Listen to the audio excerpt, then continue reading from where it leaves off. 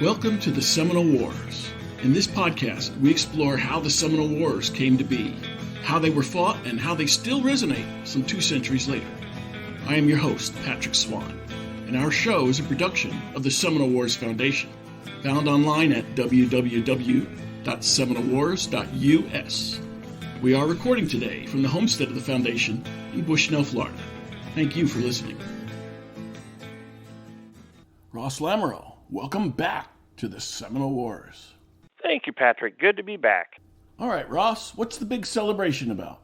Well, we are celebrating that centennial with a timeline of history with our Florida Heritage Day and Centennial Celebration. We want to once again promote our park and the wonderful history that it has, but also to say that there's more than just the Seminole War history. We are focusing on the whole history of Florida as a whole, going back to colonial days well into the 20th century. So with that, we are inviting all of our local historians with multiple time impressions to come. We have already hooked up folks doing anything from conquistador to colonial Spanish through World War II. So why is this important to do? So we have a lot of attendance at the park, the Dade reenactment, and some of the other park natural programs. I think they forget that there's a big, broad, almost 500 or over 500 years of history in Florida. And it's very important to promote that because we're more than just one reenactment and more than just nature trails. Some of our listeners know, and many people who've gone to the park have seen Steve Rink, but in character as Private Patty McCormick. He'll actually be out there on this day with a booth, but he'll be there as Steve Rink. What does Steve have in store for visitors to this event? Steve Rink, he is one of the great people involved in this park and has been for years. Whether he was president of the Dade Battlefield Society, our support organization, or as an individual reenactor in our Dade Battle reenactment, Steve is a big part of the local community through his ties and education as a school principal. But he recognized earlier than most of us the importance of commemorating this 100 years. So Steve has very graciously taken a bunch of time and energy to produce a booth of graphics that go back to the very foundation of the park in 1921, and he's become our main lead historian on this endeavor. Through his research, through his caring, we are able to promote that 100 years. And I love Steve to begin with, but when he brought up the centennial, it was a no-brainer that we needed to honor that. And he took the reins and ran with it. He has put together an excellent display of photographs, of graphics, and that alone is worth coming out to the park to see. But Steve's done great work for years, and we are just blessed to have him around. How much has the park changed in the last 100 years since Florida first acquired the land for the state? Oh, over the last 100 years, the park, it hasn't changed much as far as its physical appearance. It's always been a certain number of acres, although the last 2 years, we were blessed to be able to acquire parts of the battlefield that were privately owned for the last few decades. But building-wise, it's very iconic iron archway when you enter. There was some buildings built very early on, the bandstand and some of the pavilions that, just like anywhere, they age through the years, and those are things that we're actively working on to preserve or hope to work on as budgets come through. The interpretive center itself, the main museum-like building that you can come in and learn, that itself is undergoing some major changes here as we work on HVAC and roofing and things there. Those are all things that we're working on actively to continue. But as far as the park itself, the nature trails, the flora and fauna, those are pretty much unchanged. What's the size of Dade as compared to other parks in the system? Oh, shoot. For the park size that we have, we're one of the smaller parks in stature and acreage, but we have more programs than some of even the biggest parks. Those programs include nature walks, bird watching, stargazing, battlefield tours, both professional military tours and for the local public. We have historical talks. We have outreach programs that go out in the community and talk about the park through our citizen support organization. There is just a myriad of activities. Where does living history fit into all this? Sometimes the best way to focus and show the public those programs is by putting on a big historical event. And they can come and learn about the history, but then also learn about the myriad of programs that we offer at the park. What have you got projected for November 13th, the Florida Heritage Day and Dade Centennial Day at the Dade Park? For November 13th, we will have our typical battlefield tour guided by a living historian. This will be done through talks on the battle itself that occurred in December of 1835, and they'll be able to self-guide along the path on the tour to learn about that. But then also, the other historic time periods will have a walk-around focus, kind of a show-and-tell approach that they can go and learn about each of the different eras specific to the reenactors coming in. People know the park for the battle from 1835, but the park also saw some action, so to speak, in World War II. Along with the battle, and that's what it's, of course, known best for and why it was preserved in the first place, park was used by the U.S. government, particularly by the Army Air Corps, to bring a company of men learning the new technology radar, which was kind of top secret at the time. And you also have a lot of area in between before and after, with all the different things going on in the area during the Spanish-American War, the embarkation of troops in Tampa, for instance, that was close by. You have history, as I said, going back over 500 years. Why is it important for Floridians today, and Americans in general, to understand this rich history that's in Florida? Yes. Well, knowing has, as transient, shall we say, the area is, with lots of folks coming from other parts of the country. They may not have grown up knowing Florida history and what's gone on. So by coming to the park, it's a great way to learn those things that you wouldn't have known.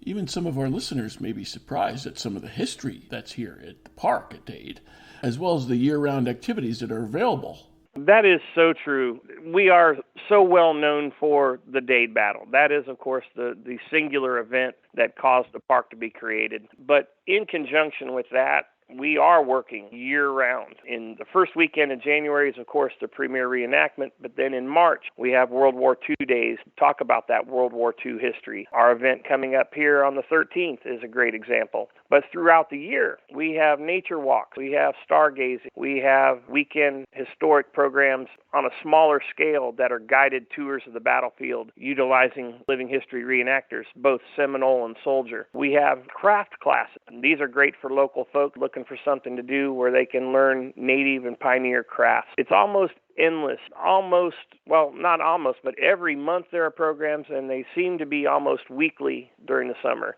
utilizing our wonderful staff and the many volunteers that come through the Citizen Support Organization and those who come to sometimes camp there for volunteer hours. One of the unusual things that people have volunteered to do is the Dade Haunted Weekend. What is that all about, and how successful was it? That was a great one. We had an actual record-breaking turnout here. Every year around Halloween, we do a haunted event that brings literally hundreds of locals, but involving business donating to it. In this case, they get to come out, tour the park, go through a haunted woods, haunted houses, and go to the different pavilions that we have set up that are sponsored by either local businesses or groups. They can play games, and it's just a great family Halloween type event. This year we broke records in attendance and donations made, fully because of the community taking part in this, and also folks wanting to just finally get back out after some of the craziness in the world with COVID and everything else. So, Ross, how important is it to have community involvement in such events?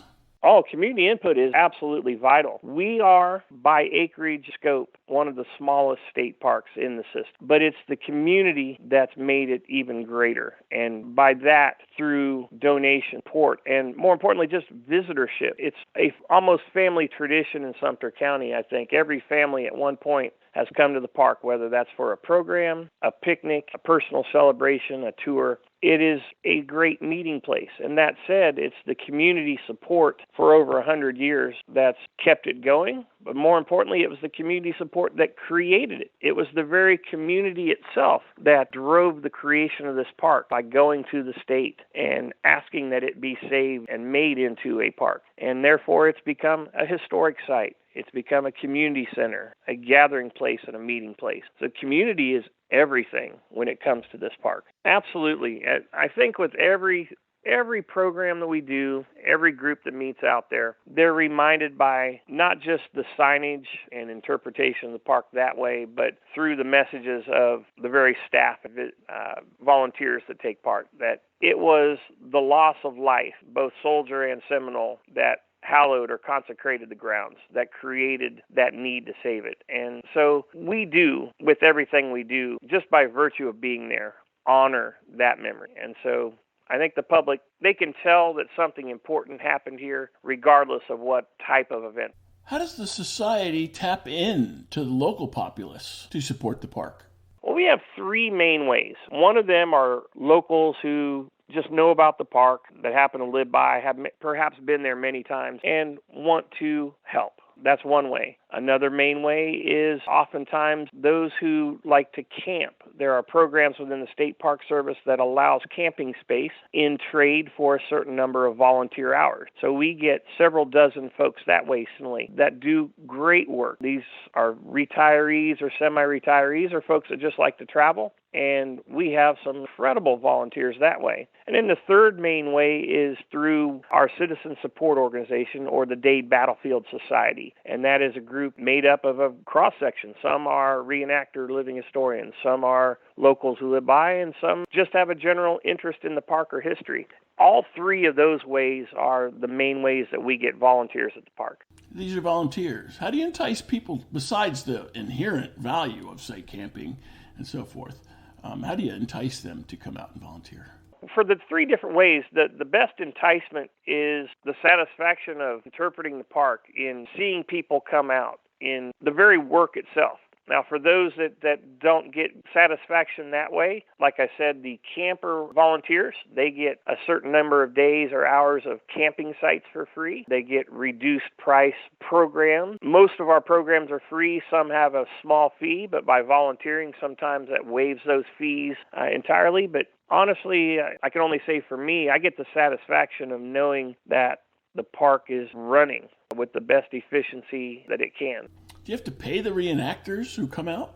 Absolutely not. Reenactors or living historians, they are volunteering not just their time, but thousands of dollars of clothing equipment. And so to bring them out to events, we offer meals, particularly at the reenactment events, all the meals, cartridges, the blank cartridges for the battles themselves, camping space, and then they can come out oftentimes free to the park at other programs throughout the year. But again, the physical part, I don't know a reenactor that comes to an event merely to get free meals. So they get the satisfaction of helping to educate literally thousands of people, because that's how many attend these events. Besides living historians who do reenactment, who dress in period attire, you've got other volunteer organizations. One of them is the Dade Youth. Tell us about those volunteers. The Dade Youth consist of two groups, Dade Youth and the Dade Pioneers. They are a youth group that are attached to the park now through volunteer service. This was started a few years ago by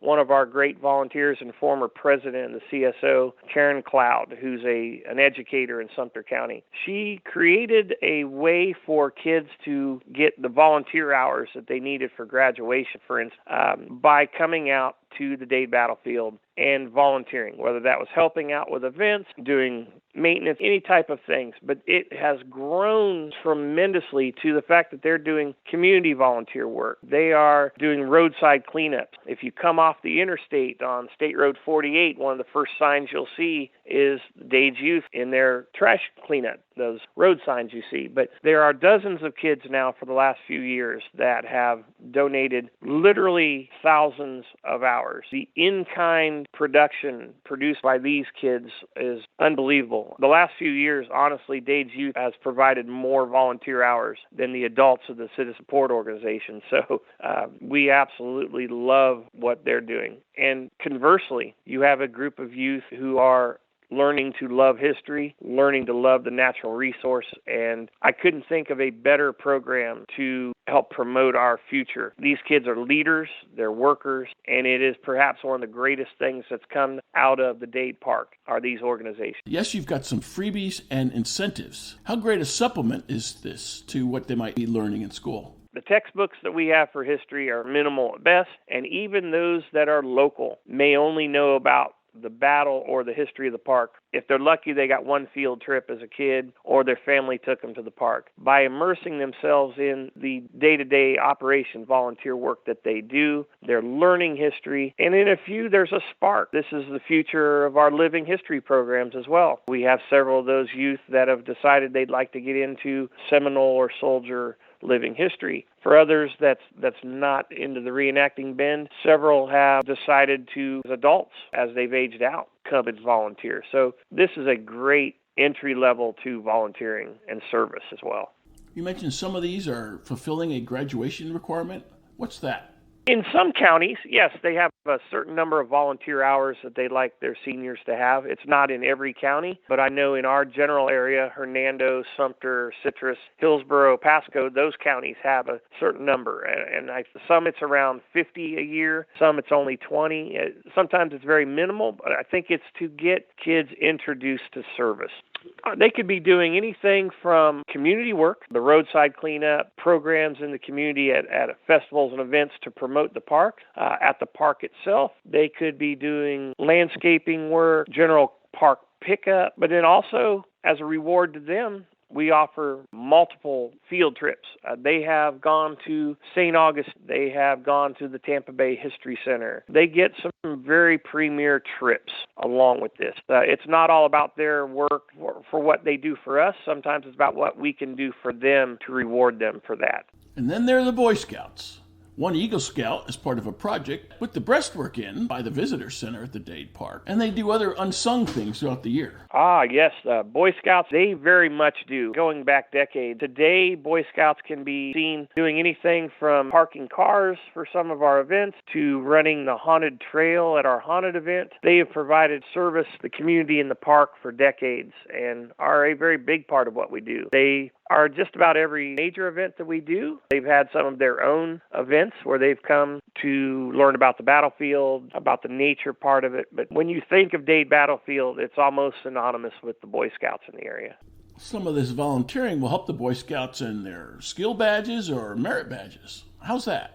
There's 21 required merit badges to make Eagle Scout. 3 of those required badges are citizenship in the community, citizenship in the nation, and citizenship in the world. Those are 3 big ones that they can get much of what are required by visiting the park, taking part in those things. Camping, of course, one of those as well. Those are the 4 big ones. And then there are elective badges, for instance, bird watching, nature work, things like that are part of it. But those 4 big ones, the citizenship badges and camping, are ones that we greatly help in their winning. What are the nature walks, and how do they fit into the overall program? Nature brings out a really interesting group of people. Some are an organized group, whether those are Audubon Society or local county groups, but our park rangers, particularly Kristen Wood, who has done conservation work for many, many years, our staff there particularly, in their guiding these tours, they are bringing nature to light. And not just here's a bird, here's a tree, but deep down information about the flora and fauna of the park. I've taken 2 of these walks in the last couple of years, particularly with Kristen, and I am amazed by the level of knowledge, absolute academic level knowledge, but presented in such an engaging and entertaining manner that whether you're 6 years old or 60, you're going to get something out of these tours. Visitors go out and see the site today, but back in the day, there were different trees and maybe some different fauna and flora. Was the park able to balance that in what it presents to visitors? Historically, we have just the written accounts of a couple people that talk about the scrub pine appearance, but the state has taken great pride in preserving particularly the battlefield segment, much in tune of what it looked like during that time. In fact, we have some interpretive signage that says that. Now, as far as the rest of the park, it has been shaped and reshaped through the decades by both man and nature. That could be lightning, that can be just the regular old Mother Nature at work, but it has vastly been shaped and changed as we've gone along. That area was rough, an upland pine forest before. Now we have all kinds of non-natives and invasives that are part of the system, and that just happens through nature. Then also the state does a very good job of trolling some of the growth of the unchecked invasives, particularly, whether that's in prescribed controlled burns or just the day-to-day work. The battlefield itself, to answer your question, is much like it appeared in its wartime appearance in 1835, but the rest of the park has changed constantly through the decades. Ross, what's your takeaway from this? I think the biggest lesson is if we don't take care of what we have now, it can go away. Whether that's man-made or nature-made, the biggest takeaway is we have to serve this. And conservation is one of the biggest parts of the mission, along with the interpretation of the history and the nature. We have to conserve, and that's what this park does a great job of promoting. And why is that important? Well, for the battle itself, to know what the natural settings were, it was actually a big part of the battle itself. The cover and concealment of the natives, for instance, that was how they were able to prize the army. And so to be able to physically see what a scrub pine looks like, what palmettos were looking like at the time, how easily it was for one to hide in the position that they had. It's key to the interpretation. It's key to knowing what they were seeing at the time physically. Yes, indeed. That is very true. Today, unfortunately, the park is surrounded by some modern things. You're going to hear the occasional automobile or truck, train going by. But because of the conservation of a large portion, you have a lot less of those intrusions. And if you pause while you're walking the Fort King Road, for instance, you can get a much better grasp of what they were feeling going into it. The battlefield itself, that segment, is pretty close to what it was. That's key right there. Sometimes the fact that you didn't hear anything was more important. But I think our animal presence, birds, other animals, it's diminished because it's in a more closer to an urban area, but early enough in the morning and with enough land there, you're going to hear a lot of the same sound. That's for sure. Although the battlefield may be back to original, one might be concerned about rattlesnakes and other things that may be on the trail, attracted because of the original setting. Oh, it's very much prevalent in the area. I know within the park, they try to eradicate as much of the poisonous stuff as we can without changing the scope of nature. We don't want to just arbitrarily remove plants because of the ecosystem, but poison ivy we try to control, poison oak, things like that, but it's there, just like many other natural settings in Florida. There are snakes, there are other invasives, but where people walk and tread, they try to control that, but in other parts, keep it closer to its real natural appearance. We leave it alone. Also part of the education process that we do to help both youth and adults when they come to tour. We help them identify those things. So you don't just happen to, look at those cute little leaves. I think I'm going to sit down and find out later it's poison ivy. Yes. I think one of the greatest things about the park, take away the nature programs, take away the history, what ultimately I'm impressed with the fact that although in acreage and staff, it's one of the smallest parks in the whole state system, the impact locally is really, really impressive. For instance, there's over 40,000 visitors a year that come, whether they're coming for the reenactments, the nature walks, but 40,000 people a year. They're bringing about $6 million in local economic impact. That is them having meals locally, getting gas if they're traveling, staying in hotels. And so what amazes me, if you do that math, that's about $200 a person, the local impact. So it doesn't just affect the park and the state. It is local business. It is the tourism development within the county and the area. And that, to me, is pretty impressive. To what do you attribute this success? I think it's a testament to how great staff and volunteers are at Dade Battlefield. Not only do they love what they're doing, but they're recognized for that. Kristen Wood, who I mentioned earlier, one of the rangers there, won Ranger of the Year a couple years ago. Diane, our administrative assistant, won one of the civilian awards of the year last year. Dade Youth have been recognized by the state, and by virtue of that, Karen Cloud, their organizer, was Park Volunteer of the Year a couple years ago. This is impressive that in just the last few years, 3 folks have won for their areas that Person of the Year in the State Park Service. That's against the 100-plus other state parks and the thousands of volunteers and staff that go. This tells you how much they love what they're doing, their level of detail, attention to detail, and the fact the state is watching and seeing what Dade Battlefield does. It's almost unprecedented, a park this small being recognized this well recently. But we're very, very proud of that. Okay, Ross, tell us the schedule of events. The park's going to be open from 9 a.m. to 5 p.m. As you come in, you will note all around the area kind of a show and tell setup of living historians with the different historic eras. Know that we have for sure Spanish colonial, conquistador era, of course, Seminole Wars, Civil War, Spanish-American War, up to about World War II. And not just the military history, but civilian history, pioneer, crafts, cooking, but all throughout the park when you come in, particularly the rounded driveway around the Dade Lodge, you'll see them. They will have sponsored tours of the battlefield they'll promote throughout the day. It's less about a hour by hour, but just come on out throughout the day. There will be something going on the entire time. I want to remind our listeners that while there's living historians and reenactors there won't be a battle engaged in. They need to come back in January for the Dade battle reenactment.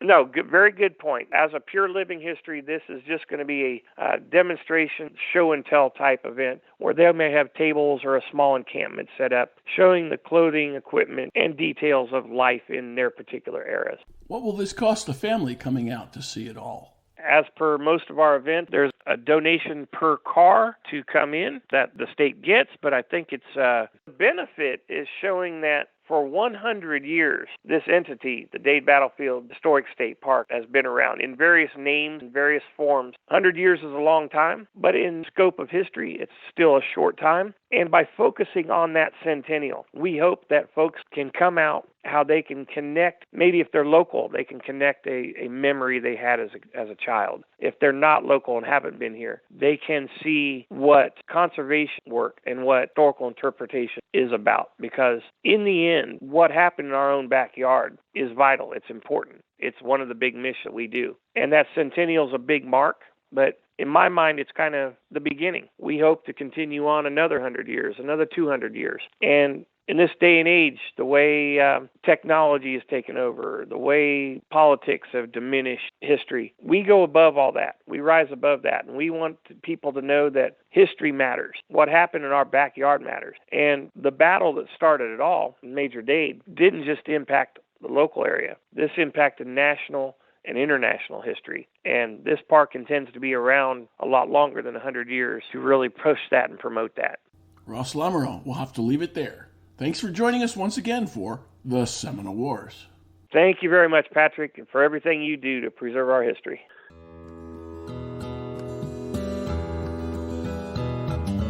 If you enjoyed this show, please take a moment to like us on Facebook at Seminole Wars Foundation. Leave a review on iTunes or your favorite podcast provider. Your reviews and comments help new listeners discover us and help us keep the show going. Visit our website at www.seminolewars.us for blogs, articles, news, books, events, membership information, and how to subscribe to this podcast. We'll be back soon with a new episode of the Seminole Wars Podcast. The Seminole Wars Foundation is a 501c3 nonprofit organization dedicated to preservation, education, and publication of Seminole Wars history throughout the state of Florida. This podcast is copyrighted the Seminole Wars Foundation 2021. All rights reserved.